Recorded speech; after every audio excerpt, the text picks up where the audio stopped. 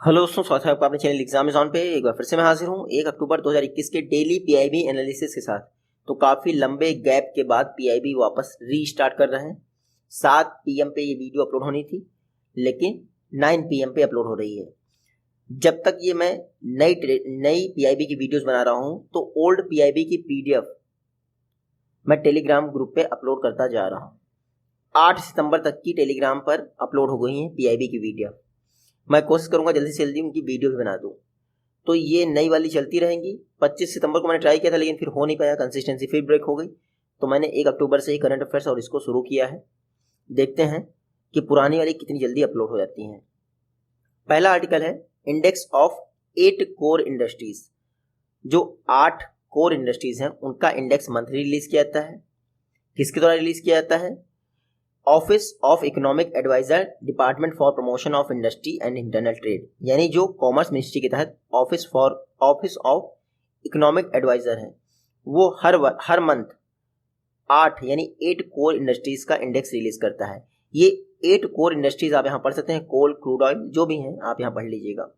Important ये है कि जो टोटल हमारा इंडेक्स ऑफ इंडस्ट्रियल प्रोडक्शन है, उसमें 8 कोर इंडस्ट्रीज का वेटेज है 40.27%। ये वैल्यू आपको पता होनी चाहिए। जो इंडेक्स ऑफ इंडस्ट्रियल प्रोडक्शन है, इसको एनएसओ रिलीज करता है, और 8 कोर इंडस्ट्रीज इसका डाटा कौन रिलीज करता है? Office of economic adviser. इतना अंतर है। 8 कोर इंडस्ट्रीज का वेटेज कितना है? 40.27। अगस्त की बात की जाए तो अगस्त 2021 में जो 8 कोर इंडस्ट्रीज हैं उनका कंबाइंड इंडेक्स 133.5 रहा। कितना? 133.5, जो कि लास्ट ईयर से 11.6% अधिक है। बाकी ये देख लीजिए 8 कोर इंडस्ट्रीज अगस्त अप्रैल, ये इंपॉर्टेंट नहीं है हमारे लिए। हाँ, अगर आपसे ये पूछें एग्जाम में कि अगस्त 2021 के दौरान सबसे ज़्यादा ग्रोथ कौन सी कोर इंडस्ट्री में देखने को मिली है, तो यहाँ आप देख लीजिए सीमेंट 36.3% के आसपास लास्ट ईयर की अपेक्षा इस बार आपको ग्रोथ रेट देखने को मिलेगी। क्यों? क्योंकि लास्ट ईयर सब कुछ बंद ही था और इस बार 36% की ग्रोथ रेट देखने को मिली है। आपसे टोटल वेटेज पूछ सकते हैं। इंडेक्स ऑफ इंडस्ट्रियल प्रोडक्शन में कितना है? 40.27%। आपसे ये भी पूछ सकते हैं कि 8 कोर इंडस्ट्रीज में सबसे ज्यादा वेटेज किसको दिया गया है, तो सबसे ज्यादा वेटेज मिला है पेट्रोलियम एंड रिफाइनरी को। ये देखिए 28.04। फिर आपका इलेक्ट्रिसिटी को दिया गया है सेकंड नंबर पे 19.85। फिर पूछते हैं सबसे कम वेटेज किसको है 8 कोर इंडस्ट्रीज में, तो फर्टिलाइजर। और सेकंड मिनिमम किसको वेटेज मिला है, तो फर्टिलाइजर के बाद सीमेंट है, जिसको सेकंड मिनिमम मिला है। यहाँ आप डाटा देख सकते हैं 8 कोर इंडस्ट्रीज का वेटेज उनके डिक्रीजिंग ऑर्डर में। सबसे लास्ट में हमारा फर्टिलाइजर आता है, सेकंड लास्ट है सीमेंट, सबसे ज़्यादा वेटेज है रिफाइनरी प्रोडक्ट को, और सबसे सेकंड नंबर पे आता है इलेक्ट्रिसिटी। जब स्टार्टिंग में ये 8 कोर इंडस्ट्री शुरू हुआ था, तब स्टार्टिंग में इलेक्ट्रिसिटी को बहुत वेटेज था, लेकिन अब रिफाइनरी प्रोडक्ट को है। 8 कोर इंडस्ट्रीज, जो 8 कोर सेक्टर है, इनके लिए जो इंडेक्स रिलीज होता है वो आईआईपी का पार्ट होता है, इंडेक्स ऑफ इंडस्ट्रियल प्रोडक्शन। उसी के एक पार्ट के तौर पर इसको रिलीज किया जाता है ऑफिस ऑफ इकोनॉमिक एडवाइजर द्वारा। लेकिन आईआईपी जो है इसको मंथली रिलीज किया जाता है नेशनल स्टैटिस्टिकल ऑफिस द्वारा, जो कि मिनिस्ट्री ऑफ मॉस्पी के तहत आता है, आपको पता ही है। और बेस ईयर देख लीजिए, आईआईपी का बेस ईयर है 2011-12। 8 कोर इंडस्ट्रीज का है 2011। अगला आर्टिकल है डिपार्टमेंट ऑफ फिशरीज ने एक बहुत लंबा वेबिनार ऑर्गेनाइज किया है। ठीक है, फिशर्स एंड फिश फार्मर से रिलेटेड ये वेबिनार था। ये देख लीजिए, नाम आप पढ़ लीजिएगा, वैसे नाम तो नहीं पूछेंगे। सस्टेनेबल ट्रांसफॉर्मेशन करना है फिशरीज सेक्टर में, इसलिए वेबिनार किया गया है डिपार्टमेंट ऑफ फिशरीज द्वारा। जो सेक्रेटरी हैं डिपार्टमेंट ऑफ फिशरीज के, जतिंद्र नाथ स्वैन, उन्होंने इंडियन रेवोल्यूशन की भी बात की, इंडिपेंडेंस के बाद क्या क्या एक्टिविटीज़ की गई हैं फिशरी सेक्टर में एक्सटेंशन के लिए, तो ये सब बात की। खास फोकस था उनका प्रधानमंत्री मत्स्य संपदा योजना, और उसके तहत जो भी सब कंपोनेंट हैं, जिसकी वजह से टेक्नो ऑर्गेनाइजेशनल ट्रांसफॉर्मेशन हो रहा है फिशरीज का और फिश फार्मर्स का, यानी टेक्नोलॉजी का यूज किया जा रहा है। प्रधानमंत्री मत्स्य संपदा योजना ये अभी तक का लार्जेस्ट इन्वेस्टमेंट है फिशरीज सेक्टर में, इसीलिए इस पर खास फोकस किया गया। अब इस आर्टिकल में सबसे ज़्यादा इंपॉर्टेंट यही है, प्रधानमंत्री मत्स्य संपदा योजना 2020 में आत्मनिर्भर भारत, इस जो आत्मनिर्भर भारत अभी पैकेज था, उसके तहत ये लॉन्च की थी प्रधानमंत्री मत्स्य संपदा योजना। ब्लू रेवोल्यूशन मिशन 2015 में लॉन्च किया था। उसका टारगेट था 3,000 करोड़ इन्वेस्ट करना 2015-16 से 2019-20 तक, यानी 5 वर्ष में। ब्लू रिवोल्यूशन मिशन, ठीक है, ब्लू मिशन जिसको आप लोग सुनते होंगे, वो 5 वर्ष के लिए लॉन्च किया था, 3,000 करोड़। बाद में 2020 में प्रधानमंत्री मत्स्य संपदा योजना आ गई, ये भी 5 वर्ष के लिए है, 20,050 करोड़ इस पर इन्वेस्टमेंट किया गया है। 2020-21 से 2024-25 तक इम्प्लीमेंट की जाएगी।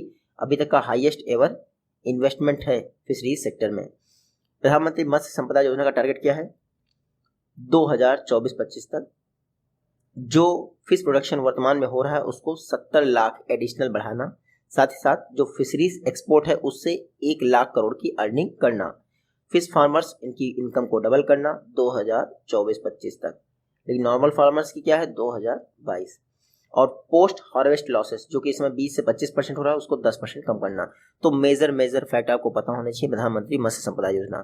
तो ब्लू रिवोल्यूशन मिशन 2015 के आसपास लॉन्च किया था, पहले 5 वर्ष वो रहा, फिर प्रधानमंत्री मत्स्य संपदा योजना आ गई 2020 में, फिर 5 वर्ष वो रही। अगला आर्टिकल है, इंडिया में जो एडॉप्शन हो रहा है फिनटेक टेक्नोलॉजी का वो 87% है, जबकि वर्ल्ड एवरेज है 64%। यानी फिनेंशियल टेक्नोलॉजी को यूज करने में, अडॉप्ट करने में इंडिया वाले भाई बहुत आगे हैं।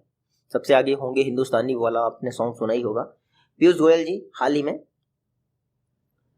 जो कंज्यूमर अफेयर्स मिनिस्टर है पीयूष गोयल, हाल ही में ये क्या कर रहे थे? सेकेंड ग्लोबल फिनटेक फेस्ट 2021 को संबोधित कर रहे थे। इस दौरान बताया उन्होंने कि इंडिया में फिनटेक को अडॉप्ट करने में इंडिया वाले बहुत आगे हैं।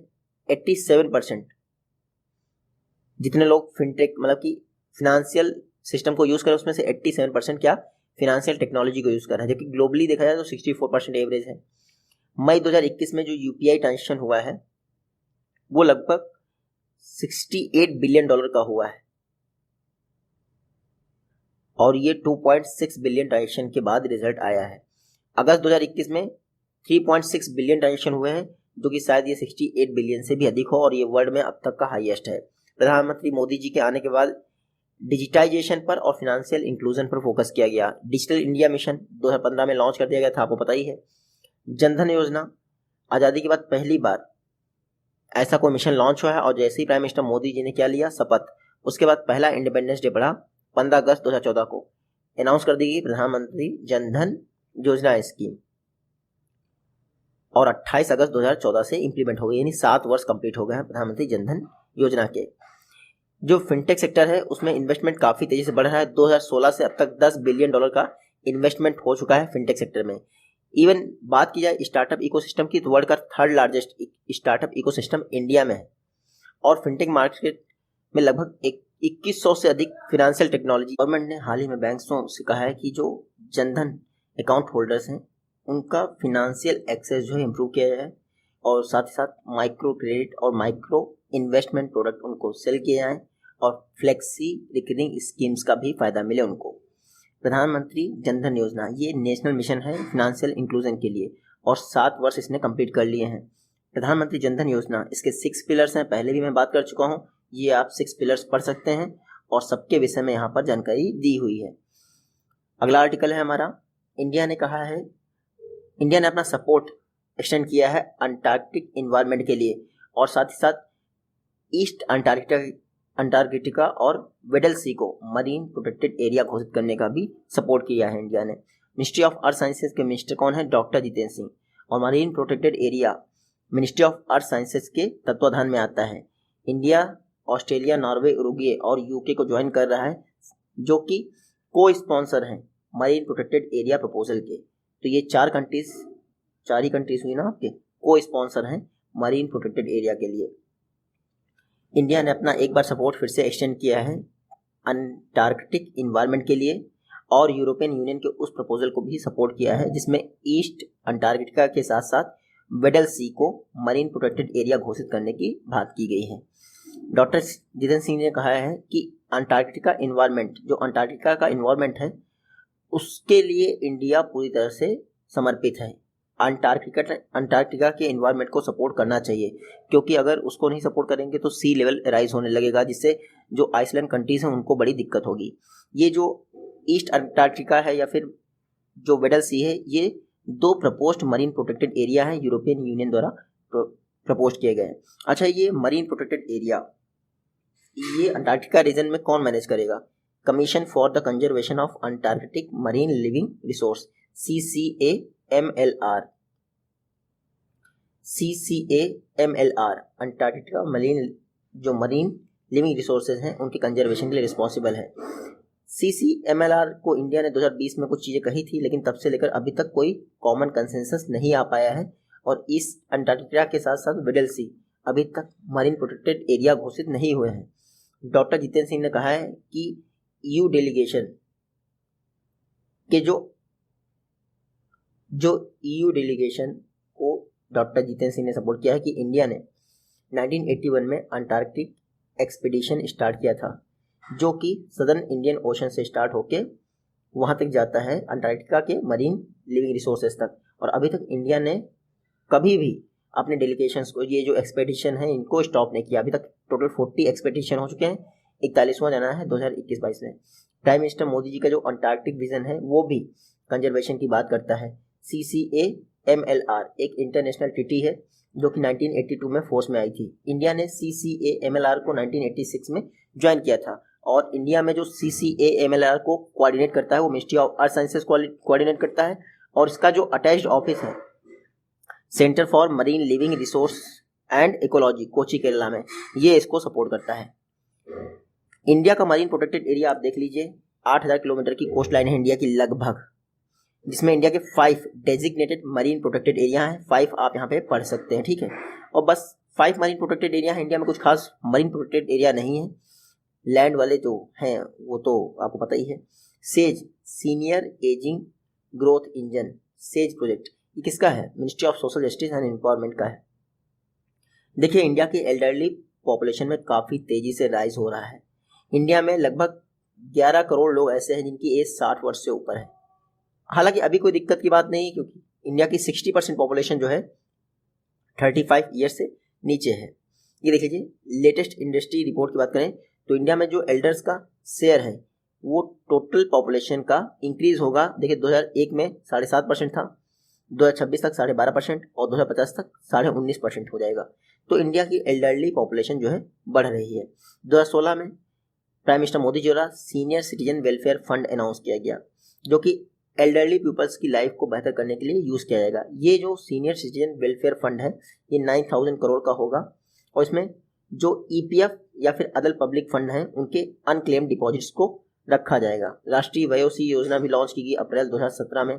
ये physical aids and assistants provide की जाती है जो BPL कैटेगरी के सीनियर सिटीजन्स होते हैं। सपोज करिए एज के साथ कई सारी फिजिकल जो कैपेबिलिटीज़ हैं आपकी डैमेज होती है, जैसे सुनने की क्षमता आपकी बाधित हो जाती है, चलने में दिक्कत होती है, तो इसके लिए राष्ट्रीय वयोश्री योजना लाई गई। सेज प्रोजेक्ट जो ministry of social justice empowerment का प्रोजेक्ट है, इसका ऑब्जेक्टिव क्या है? देखिए, इंडिया की जो फास्ट राइजिंग एल्डरली पॉपुलेशन है उसकी नीड्स को एड्रेस करना, उसकी नीड्स क्या हो सकती है फ्यूचर में, इसीलिए सेज पोर्टल, सेज प्रोजेक्ट सब कुछ लॉन्च किया गया। ये वन स्टॉप एक्सेस प्रोवाइड करेगा elderly care product and services का। तो याद रखिएगा, एल्डरली केयर प्रोडक्ट और सर्विसेज, इसको सपोर्ट करने के लिए सेज प्रोजेक्ट लॉन्च किया गया है, senior ageing growth engine project. और ये एल्डरली पीपल से रिलेटेड स्टार्टअप्स को भी सपोर्ट करेगा। सेज प्रोजेक्ट में इक्विटी सपोर्ट मिलेगा। इक्विटी सपोर्ट के लिए देखिए, ये सीनियर सिटीजन वेलफेयर फंड है, इसमें इंटर मिनिस्ट्रियल कमेटी ने कहा है कि सीनियर सिटीजन वेलफेयर फंड से 100 करोड़ का इक्विटी सपोर्ट मिलेगा सेलेक्टेड स्टार्टअप को। पर स्टार्टअप 1 करोड़ से ऊपर नहीं दिया जाएगा। वर्तमान में 20 करोड़ इसके लिए अवेलेबल किया गया है, 100 करोड़ में से 20 करोड़ अवेलेबल कर दिया गया। अगले 5 वर्षों में ऐसे ही 100 इनोवेटिव स्टार्टअप्स ओपन किए जाएंगे और सीनियर सिटीजन वेलफेयर फंड से उनको फंड प्रोवाइड किया जाएगा।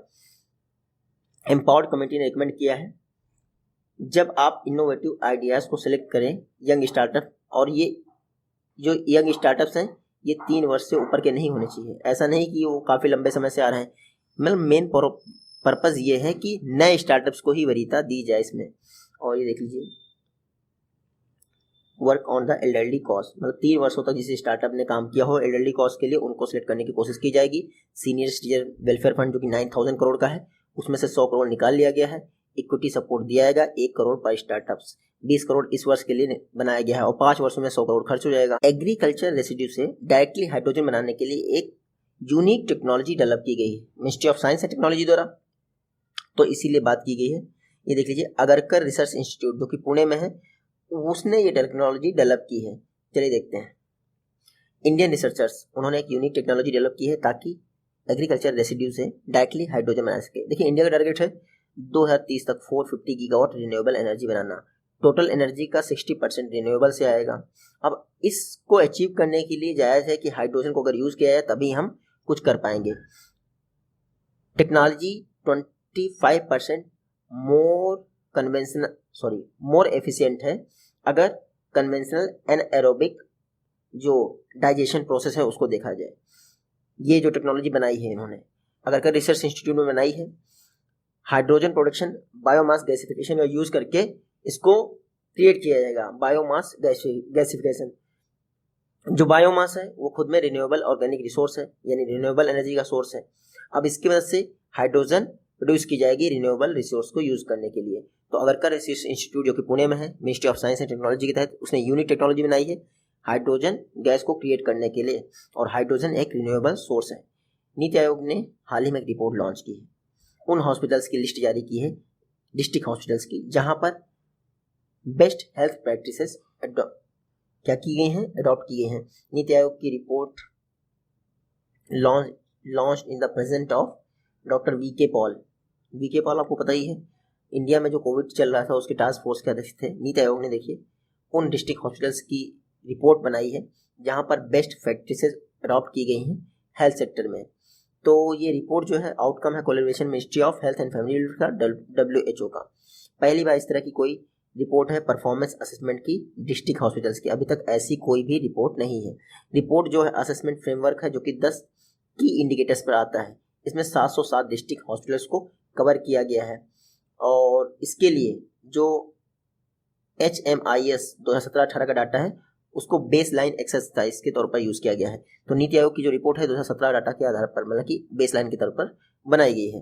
अब नीति आयोग में इसमें नहीं बताया गया कौन से हॉस्पिटल ने टॉप किया है, कौन से डिस्ट्रिक्ट ने टॉप किया, लेकिन ये 3 कैटेगरीज में रिपोर्ट बनाई गई है। 200 से कम बेड वाले जिनको स्मॉल हॉस्पिटल कहते हैं, 200 से 300 बेड वाले मिड साइज हॉस्पिटल कहते हैं, लार्ज हॉस्पिटल यानी 300 बेड से ऊपर वाले। रिपोर्ट बेस्ट प्रैक्टिसेस जो टॉप परफॉर्मिंग डिस्ट्रिक्ट हॉस्पिटल्स हैं ईच हॉस्पिटल कैटेगरी में 10 इंडिकेटर्स पर उनकी बेस्ट प्रैक्टिसेस को बताता है। अब ये देखिए डेली करंट अफेयर्स का टॉपिक हो जाएगा, कौन से हॉस्पिटल ने टॉप किया, ये सब चीज़ें। लेकिन ये जो असेसमेंट रिपोर्ट है नीति आयोग की है और 2017-18 के जो HMIS डाटा है उसके आधार पर बनाई गई है। इंडिया में नेशनल हेल्थ मिशन लॉन्च किया गया था 2013 में, जो कि नेशनल रूरल हेल्थ मिशन यानी 2005 वाले को और नेशनल अर्बन हेल्थ मिशन को मर्ज करके बनाया गया था। नेशनल हेल्थ मिशन के टारगेट आप यहाँ पे देख सकते हैं। MMR maternal mortality rate 1 out of 1000 करना है। IMR infant mortality rate 25 out of 1000 करना 2022 तक है मेरे ख्याल से ये सारा target. TFR total fertility rate 2.1 करना है। 2.1 एक आइडियल फर्टिलिटी रेट है, याद रखिएगा। इसमें क्या होगा, कंट्री की पॉपुलेशन ना बढ़ेगी ना घटेगी। मिलते हैं नेक्स्ट वीडियो में, तब तक take care, good bye and